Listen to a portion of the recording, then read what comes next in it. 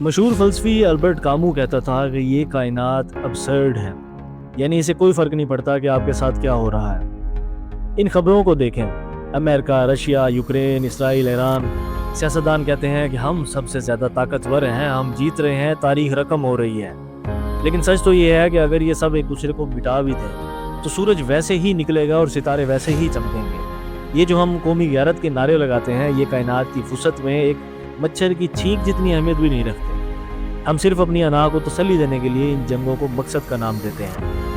جین پال سارترے کا ایک کمال کا جملہ ہے، ایگزسٹنس پریسیڈز ایسنس، یعنی آپ پہلے ایک انسان ہیں اور پھر کچھ اور۔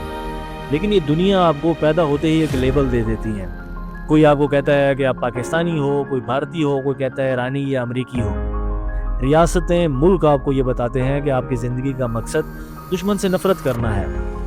ایگزسٹینشلزم کہتا ہے کہ یہ سب دھوکا ہے، آپ ایک آزاد وجود ہیں، آپ کا مقصد وہ نہیں جو سرحد کے اس پار بیٹھے کسی لیڈر نے لکھا ہے، بلکہ وہ ہے جو آپ خود چنتے ہیں۔ جنگ کی ان خبروں کے دوران آپ نے کولیٹرل ڈیمیج کا لفظ کہیں پڑھا یا سنا ضرور ہوگا۔ پتہ ہے اس کا مطلب کیا ہے؟ اس کا مطلب ہے وہ انسان جس کا کوئی نام نہیں تھا، جس کا کوئی قصور بھی نہیں تھا، لیکن وہ کسی کی اسٹریٹجی کی بھینٹ چڑھ گیا۔ ہمیں سکھایا جاتا ہے کہ ہم ایک عظیم قوم کا حصہ ہیں، لیکن جب کوئی میزائل گرتا ہے تو وہ کسی قوم پر نہیں، ایک جیتے جاگتے انسان پر گرتا ہے۔ ہم ان طاقتوروں کے لیے صرف اعداد و شمار ہیں، کولیٹرل ڈیمیج ہیں۔ یہ بیگانگی ہی اس دور کا سب سے بڑا المیہ ہے۔ تو اس کا حل کیا ہے؟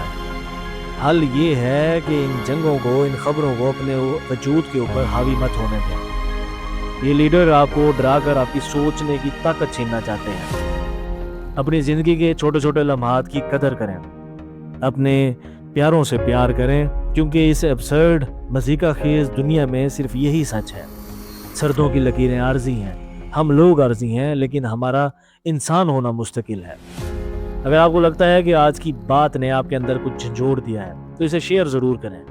کمنٹس میں بتائیں کہ کیا آپ کو بھی لگتا ہے کہ ہم سب اس بڑے کھیل میں صرف ایکسٹرا آرٹسٹ ہیں، کولیٹرل ڈیمیج ہیں۔